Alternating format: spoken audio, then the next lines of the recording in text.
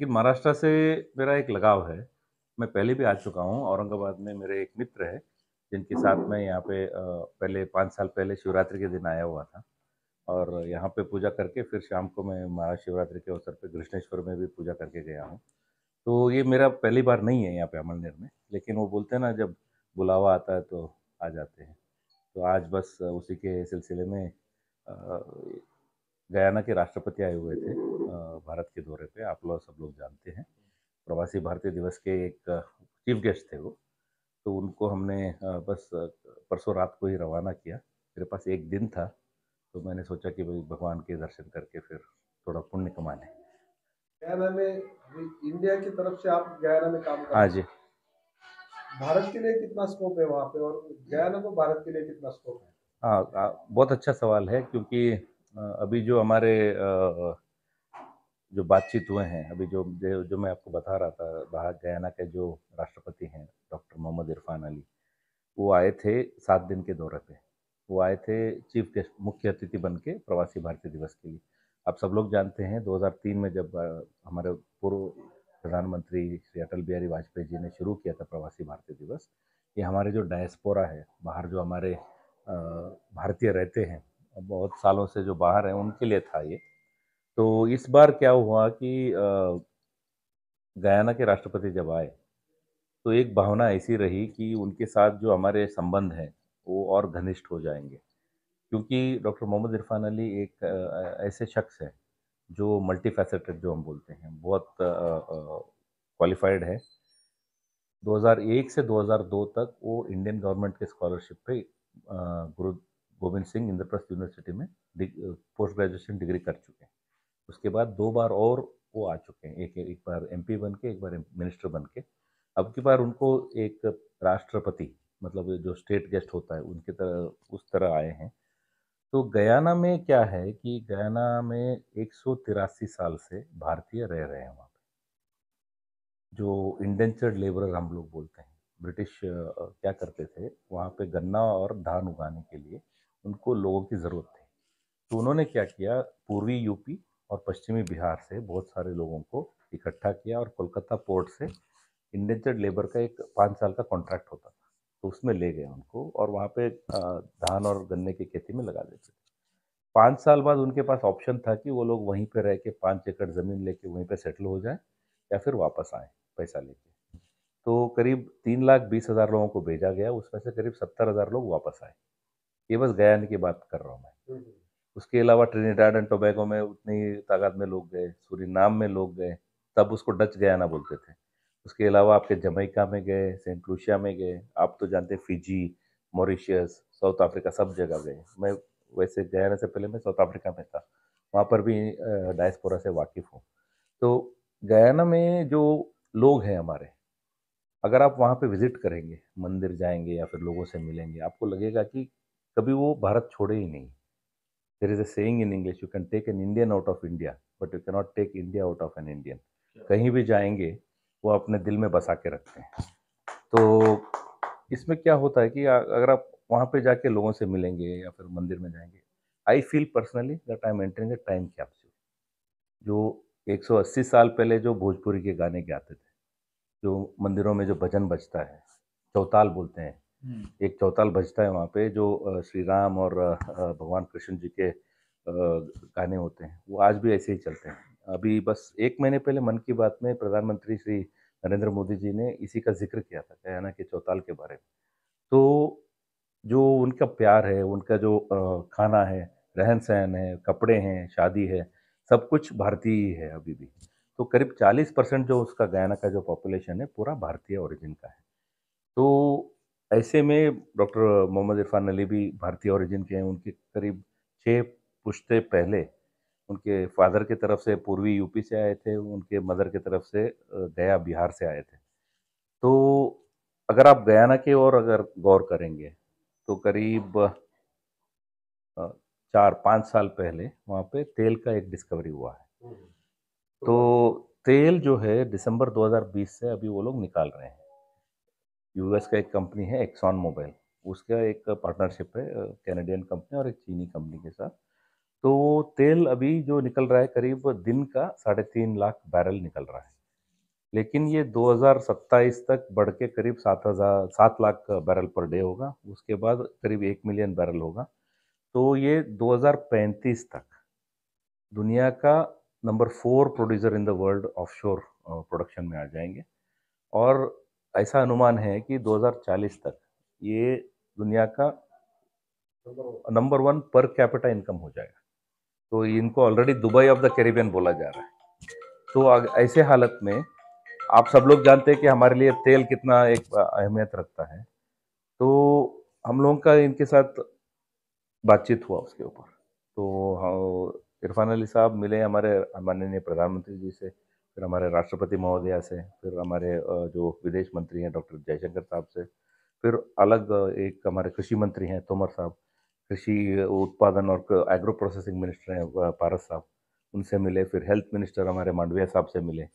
तो इनका एक फोकस ये था कि गयाना में अभी सिर्फ तेल से पैसा तो बहुत आ रहा है, लेकिन अगर आप देखेंगे तो गयाना में खेती के लिए बहुत अवसर है। तो धान तो वहाँ पे बहुत उगता है, लेकिन धान उगाने के लिए जो टेक्नोलॉजी है, जो उसके सीड्स हैं और उसके जो साइंटिस्ट हैं, सारे इंडिया में पढ़ के गए हैं, और वो भी इंडियन स्कॉलरशिप से। तो हमारा जो एक योगदान है गयाना के लिए, सिर्फ मात्र एक दोस्त की तरह नहीं है। हम लोग वहाँ पे बहुत कंट्रीब्यूशन किए हैं। We have given lot of help to Guyana. उनको उनके जितने क्वालिफाइड हैं साइंटिस्ट वगैरह, वो सब इंडिया में पढ़े हैं, स्कॉलरशिप देते हैं हम उन्हें। करीब साल में करीब 50 आईटेक स्कॉलरशिप देते हैं। 10 तो आईसीसीआर स्कॉलरशिप होते हैं जो पूरा डिग्री पोस्ट ग्रेजुएशन वो सब पढ़ने के लिए आते हैं। उसके अलावा हम लोग अभी उनको we are helping them to even train journalist. उनके लिए अभी क्या है कि जो एक्सप्लोजन हो रहा है ग्रोथ का, इंफ्रास्ट्रक्चर में हो रहा है, हेल्थ केयर में हो रहा है, फार्मास्यूटिकल्स में हो रहा है, आपका एजुकेशन में हो रहा है, आपका सोलर एनर्जी रिन्यूएबल एनर्जी में हो रहा है, इन सब में भारत का एक बड़ा हाथ है। हमारे लाइन्स ऑफ क्रेडिट जो बोलते हैं हम लोग, उनके लिए जो ग्रांट्स भी देते हैं, करीब मेरे जाने के बाद करीब 105 मिलियन डॉलर के तो हमने प्रोजेक्ट शुरू किए हैं। रोड्स बना रहे हैं, उनके लिए एक हमने फेरी दिया है। वो कितना 1 हफ्ते पहले ही यहाँ से रवाना हुआ है। GRSC, I don't know how many of you know, garden rich ship builders है कोलकाता में, पब्लिक सेक्टर अंडरटेकिंग। उन्होंने कंस्ट्रक्शन किया है। अब हम उनको सोलर एनर्जी में मदद कर रहे हैं। Main thing I find interesting is education. तो एजुकेशन में हम उनको जो मदद कर रहे हैं, गयाना का सरकार जो है साल में करीब 6,000 स्कॉलरशिप देता है उनके लोगों को डिग्री पढ़ने के लिए, ऑनलाइन डिग्री। उसमें से हम लोग जो हैं करीब 4,500, 6,000 में 4,500 मतलब 75% लोग इंडिया की यूनिवर्सिटी में पढ़ते हैं। तो ये एक हमारी एक बड़ी उपलब्धि है कि जो हमारा एजुकेशन सिस्टम का जो रिकग्निशन है वो हो रहा है वहाँ पे। और at the same time we are also able to portray India as a educational super power. इसके अलावा अभी हेल्थ केयर में, फार्मास्यूटिकल्स में अभी एक चर्चा ये चली है कि हमारा जो पीएम जनौषधि है, जो जेनेरिक्स हम लोग सस्ते दामों में जो लोगों तक पहुंचाते हैं, उसके अभी हम लोग बातचीत चल रहा है कि वहाँ पे एक चेन ऑफ स्टोर्स, करीब 10 स्टोर एटलीस्ट वहाँ पे एस्टेब्लिश करें। उसके अलावा हम लोग अभी आयुर्वेदा के लिए बढ़ोतरी की बात कर रहे हैं। हम तो वहाँ पे एक इंडियन कल्चरल सेंटर है, उसके थ्रू हम लोग ऑलरेडी योगा, आयुर्वेदा वो छोटे तादाद में कर रहे हैं। और हमारा जो हिंदुस्तानी में जो हमारा जो संगीत है, नृत्य है, उसके साथ हम हिंदी पढ़ाते हैं, संस्कृत पढ़ाते हैं। लेकिन ये जो है एक लिमिटेड दौर पे लोगों तक पहुंचता है, क्योंकि सेंटर तो एक ही जगह है, बाकी जगह से लोगों को भी आना है। लेकिन मेरे जाने के बाद हमने क्या किया, वी स्टार्टेड डूइंग आउटरीच। मतलब हमारे जो टीचर्स हैं वो दूर दूर तक, दूर दराज के इलाकों में जाके हफ्ते में 1 या 2 बार जाके पढ़ाते थे। उसके अलावा हम लोग अभी क्या कर रहे हैं, वहाँ के मंदिरों में, सारे इंस्टीट्यूशंस में हम लोग उनको हमारे जो संगीत के जो इंस्ट्रूमेंट्स हैं वो सब अभी हम लोग दान में दे रहे हैं। जैसे हारमोनियम हो गया, ढोलक हो गया, तबला हो गया, जैसे अब भजन में तो वो सब बहुत ज़रूरी है। इसके अलावा हम लोग अभी उनके लिए 3 अस्पतालों का एक अपग्रेड कर रहे हैं। तो ऐसे में क्या हो रहा है कि the inflow of capital due to the oil income has created lot of opportunities for Indian companies. आपका जो सवाल था कि इंडियन कंपनीज के लिए क्या एक मौका है, इंफ्रास्ट्रक्चर में बहुत मौका है, आपका हेल्थ केयर में मौका है, अभी क्या हो रहा है कि गयाना का एक मैं आपको एक फैक्ट बताता हूँ, 8 लाख की जनसंख्या है, लेकिन क्षेत्रफल जो है कर्नाटक से बड़ा है। बड़ा है, बहुत बड़ा है। कर्नाटक से बड़ा है और ऊपर से आपका जो उनका जो डायस्पोरा है, करीब 20 लाख है। यूएस, कनाडा और यूके में 20 लाख लोग गयानीज रहते हैं, लेकिन सिर्फ गयाना में 8 लाख लोग रहते हैं। तो अभी जो तेल का जो एक रिचेस आएंगे तो सब लोग वापस आना चाहते हैं। तो वापस क्यों आएंगे वो डेवलप्ड कंट्री छोड़ के, जबकि उनका सिस्टम एक ठीक होना चाहिए। तो ये राष्ट्रपति इरफान अली जी का एक विजन है कि वो वहाँ पे अपना सारा इंफ्रास्ट्रक्चर, हेल्थ केयर, सारा एजुकेशन एक ऐसे स्तर पे लेके आना चाहते हैं। इसमें एजुकेशन में हमारे लोगों के लिए बड़ा मौका है। ऑलरेडी एक दो तीन है actually Indian universities, medical universities वहाँ पे खोले हुए हैं लोगों ने। At the same time we are planning to work with IGNOU, Indira Gandhi National Open University, and कुछ प्राइवेट यूनिवर्सिटीज वो वहाँ पे एक अपना एक प्रेजेंस बसाना चाहते हैं। ऊपर से जो रिन्यूएबल एनर्जी, सोलर एनर्जी जो है, that is one of the biggest opportunities for our companies. तो ऐसे ढूंढे तो बहुत सारे मौके हैं हमारे पास, but at the same time Guyana के लिए तो मैंने आपको बता दिया कि हम हमसे कितना जा रहा है। इंडिया का एक हमेशा एक रहा है कि नो क्विड प्रो को, मतलब मैं आपको जो दे रहा हूँ उसके बदले में मैं आपसे कुछ नहीं मांग रहा हूँ। तो ये एक हमारा एक नज़रिया है जो अभी तक पालन होता आ रहा है। तो जैसे आप देखिए कोविड के टाइम पे वैक्सीन डिप्लोमेसी जो हम बोलते हैं, जब फरवरी 2021 में वैक्सीन शुरू हुआ इंडिया में, तो हमने भारत सरकार से रिक्वेस्ट किया था, क्योंकि मैं कैरिकॉम करके एक वहाँ पे लोकल ऑर्गेनाइजेशन है जो 15 कंट्रीज कैरिबियन के उनके एक एसोसिएशन है, तो मैं वहाँ के लिए भी एम्बेसडर हूँ, राजदूत हूँ। तो हमने 5 लाख की एक मांग की थी, तो सरकार ने हमको दे दिया कि भाई सबको बांट दीजिए। तो गयाना को हमने 80,000 दिए थे। बाकी जो छोटे छोटे कंट्रीज हैं, एंटीगुआ हो गया, सेंट किट्स हो गया, सेंट लूसिया हो गया, सबको हमने उनके जो पॉपुलेशन है उसका 15% के हिसाब से हमने बांटे थे। तो गयाना में जब ये वैक्सीन लैंड हुए तो उनके प्रधानमंत्री आए थे वहाँ पे एयरपोर्ट वो सब रिसीव करने के लिए। तो उन्होंने जो भावनाएं उस वक्त व्यक्त किया था, उससे हमें एक आइडिया मिला कि भाई इससे जो अच्छा काम हो रहा है, क्योंकि सारा जो देश थे बंद हो गए थे, इकोनॉमी तो सारे ठप थे। अब हमारे वैक्सीन आने के बाद ही वो लोग क्या किए कि जो फ्रंटलाइन वर्कर्स हैं उनको दिए, जो मेन इकोनॉमी के लोग हैं जैसे पुलिस हो गया, डॉक्टर हो गया, आपका जो मेन टूरिज्म के हो गए, उन सबको उन्होंने वैक्सीनेट किया। इससे एक बड़ी बात हुई कि जब बाकी के जो 4,20,000 लेके मैं एंटीगुआ पहुंचा बाकी का आइलैंड्स में डिस्ट्रीब्यूट करने के लिए, तो यूट्यूब पे एक बढ़िया वीडियो है, आप लोगों को देखना चाहिए। वहाँ के जो प्रधानमंत्री हैं मिस्टर गैस्टन ब्राउन, वो जो वहाँ पे जो टारमैक बोलते हैं हम लोग एयरपोर्ट पे, जहाँ पे उन्होंने रिसीव किया एयरपोर्ट पे, तो उन्होंने भाषण दिया वहाँ पे कि ये जो उपलब्धि, जो भारत का जो ये डोनेशन है, 21वीं सदी का सबसे बड़ा act of benevolence, biggest act of kindness by any person और any country in the world, बोला उन्होंने। और प्रधानमंत्री मोदी जी को धन्यवाद व्यक्त किया, क्योंकि ये ऐसा एक टाइम था जब दुनिया में जिसके पास वैक्सीन था वो अपने पास उसे छुपा के रख रहा था।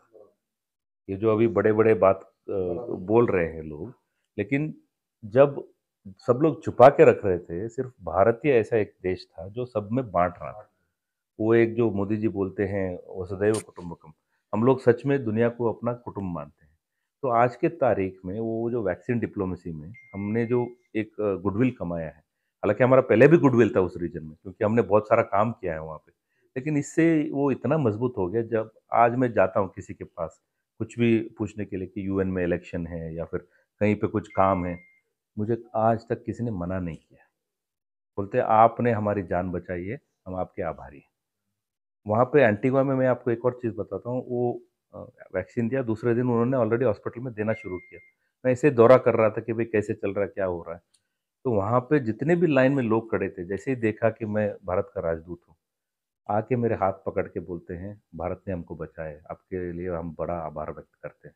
तो ये एक जो भावना है, ये हम लोग पैसे की में तोल नहीं सकते हैं। आज भी ना वो एक it is a hidden goodwill for us, और वो व्यक्त होता रहता है बार बार। तो कोविड के टाइम में मैं आपको एक और बताता हूँ कि भारत सरकार ने बहुत सारे देशों को कैश असिस्टेंस भी दिया है, उनका जो हेल्थ इंफ्रास्ट्रक्चर वगैरह बढ़ावा देने के लिए। जैसे कि गयाना की बात बोलता हूँ मैं आपको। गयाना में जिस दिन कोविड शुरू हुआ, मैं हेल्थ मिनिस्टर से बात किया था, उनके पास टोटल देश के लिए 8 लाख लोगों के लिए 6 वेंटिलेटर थे। 6 वेंटिलेटर थे, तो 6 वेंटिलेटर में क्या होता। तो तुरंत हमने जब दिल्ली से मांगा, उन्होंने सीधा $1 मिलियन सैंक्शन किया। 52 वेंटिलेटर तुरंत उनको सप्लाई हुए। तो आज भी गयाना में हूँ, एंटीवा में हूँ, उन्होंने हॉस्पिटल का इंफ्रास्ट्रक्चर का ऐसा बढ़ावा हुआ, हमने फिर उनको मेडिसिन भेजे, emergency medicine. This has been a great impetus by India during this whole situation. कि हम लोग दोस्ती दोस्ती बात तो करते हैं, पीपल टू पीपल कांटेक्ट बोलते हैं, लेकिन at the same time there has to be a connect, and that connect was strengthened by Covid, the vaccine diplomacy. ऐसा ही सामने आ रहा है। उनकी तरफ से इंडिया को क्या बेनिफिट मिला? अब देखिए, मैंने आपको पहले भी बताया, हम कभी ये नहीं सोचते कि उनसे मुझे क्या मिल रहा नहीं, है। वो तो है, हाँ। लेकिन फिर भी सोचना ही चाहिए अभी। दो अब देशों भाई के देखो, दो देशों के बीच में जो संबंध होता है हमेशा it can not be transactional. Okay. अब I give you a small hint. Antigua is a very small country, 80,000 की जनसंख्या। सेंट किट्स में 50,000 लोग हैं, लेकिन उसका भी एक वोट है यूएन में, अमेरिका का भी एक ही वोट है। समझ रहे हैं ना आप? अब आप समझ लीजिए। डॉलर का भी वही वैल्यू, रुपए का भी वही वैल्यू। अब गया ना। देखिए, तेल का तो महत्व रहेगा ही। अब भले ही जितना रिन्यूएबल एनर्जी बोल दीजिए, तेल से प्लास्टिक भी निकलता है, तेल, ऐसी बहुत सी चीजें हैं जो तेल से बनती हैं। और गयाना का जो रिजर्व है, आज आज के तारीख में 12 बिलियन बैरल है।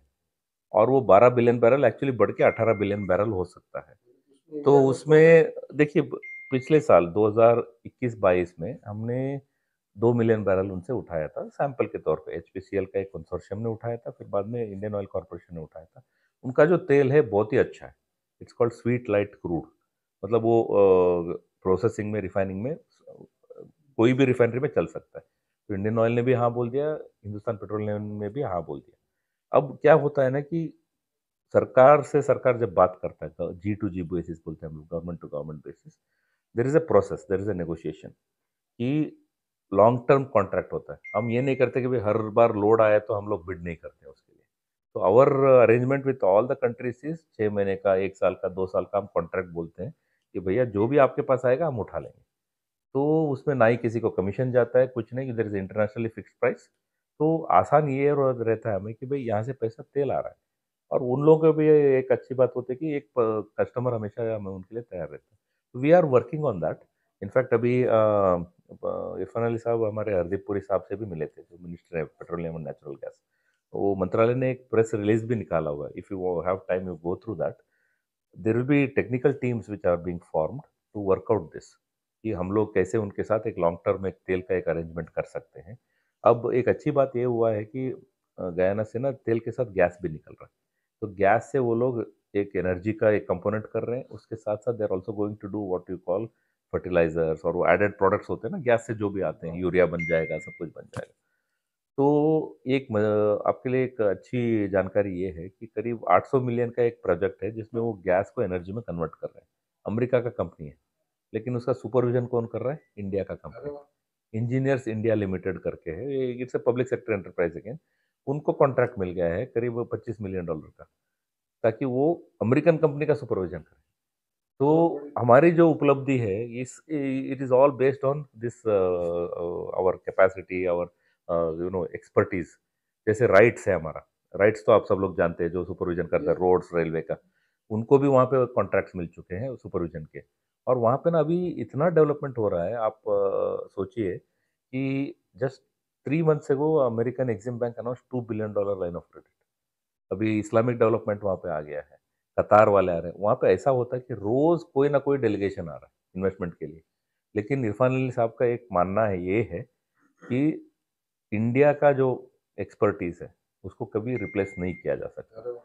और हमारा जो कॉस्ट इफेक्टिवनेस है, और जो टाइमली हम लोग उसे डिलीवरी करते हैं, because our international exposure through our projects across the world is unmatchable. तो इसमें जो हमारा जो इंटरेस्ट है, एक और चीज़ हो रहा है कि गयाना के लिए अभी व्हाइट कॉलर वर्कर्स और ब्लू कॉलर वर्कर्स दोनों चाहिए। स्किल्ड, सेमी स्किल्ड, आपका अनस्किल्ड सब चाहिए। बिकॉज़ उनका पॉपुलेशन छोटा है, उसमें आपको क्वालिफ़िकेशन वाले लोग मिलना मुश्किल है। तो गयाना हमारी तरफ वो भी देख रहा है कि ह्यूमन रिसोर्स भी इंडिया से आए, ठीक है? तो इसमें एक बड़ा मौका हमारे कंपनीज़ के लिए है कि यहाँ से लोगों को वहाँ पे भेजा जाए। वो लोग अभी नर्स को देख रहे हैं, पैरामेडिक्स को देख रहे हैं, फिज़ियोथेरेपिस्ट देख रहे हैं, डॉक्टर्स को देख रहे हैं। उसके अलावा टीचर्स, साइंटिस्ट सबके लिए हमारे लोग जा सकते हैं। तो इसमें हमारे देखिएगा, मैं आप फिर से पूछेंगे कि भई सिर्फ़ हमारा ही हो रहा है, उनका क्या हो रहा है? But the thing is that Guyana has lot of goodwill and that can be useful for the country in the long run. Population Muslim country ज़्यादा है, ऐसा कुछ है वहाँ पे? No, no. It is what you call it's a living example of how secularism should survive. एक ही घर में अगर 3 भाई हैं, एक मैं खुद देखा हूँ, एक मुस्लिम है, एक हिंदू है, एक क्रिश्चियन है। मतलब वहाँ पे कुछ ऐसा नहीं है कि भाई तुम मुस्लिम हो, मैं क्रिश्चियन हूँ, ऐसा कोई लड़ाई नहीं होता है। दे आर फ्री, अपने आप को मतलब भाईबंदी में रहते हैं। मतलब मेरी जो असिस्टेंट है उसका नाम है नारदा मोहम्मद। हाँ, नारदा नारदा हो गई। और मोहम्मद। तो मतलब ऐसा है, और उसने शादी किया एक हिंदू से। तो मतलब कुछ नहीं होता है वहाँ पे, मतलब there is no issue at all. There is a huge goodwill for everybody. Sir आपका बहुत बहुत आभारी। कोई एम्बेसडर आज तक मीडिया से थे, ऐसा कभी बातचीत नहीं हुआ है। हम लोगों का भी सौभाग्य कि आपसे बात कर रहे हैं हम लोग। देखिए, हमारे लिए खुशी है कि आप लोग सब लोग इतने इंटरेस्ट से आए हैं और ऐसे एक मंगलमय अवसर पे जहाँ पे एक मंदिर के प्राकार में हम लोग बैठे हैं। अच्छा है कि आप सबसे इंटरेक्शन हो गया और माले साहब का एक धन्यवाद। हाँ, कैसा महसूस हुआ? मन को शांति मिली। मैं 7 दिन से बस मेरे एक मित्र है संजय जी का है, वो जानते हैं कि मैं 7 दिन से बस दौड़ ही रहा हूँ। वो ट्रेडमिल पे दौड़ना होता है ना कि भाई आप दौड़ रहे हो लेकिन पहुँच रहे हो वहीं पे। तो दिन में बस 2-3 घंटे का ही एक रेस्ट ले पा रहा था, लेकिन यहाँ पे आके हालाँकि रेस्ट कम हुआ, लेकिन वहाँ पे जाने के बाद एक मन को एक शांति मिली। वो और वो शांति जो है आप पैसे से खरीद नहीं सकते हो। हाँ, पहले से मालूम था ये मंगल ग्रह के बारे हाँ में? जी। Even though I am a medical doctor by qualification, but I am a student of Indian history. So, Indian history does not mean only Indian history, but it also means our tradition and culture. So, thanks to this foreign service, I have been able to deal with in a big way.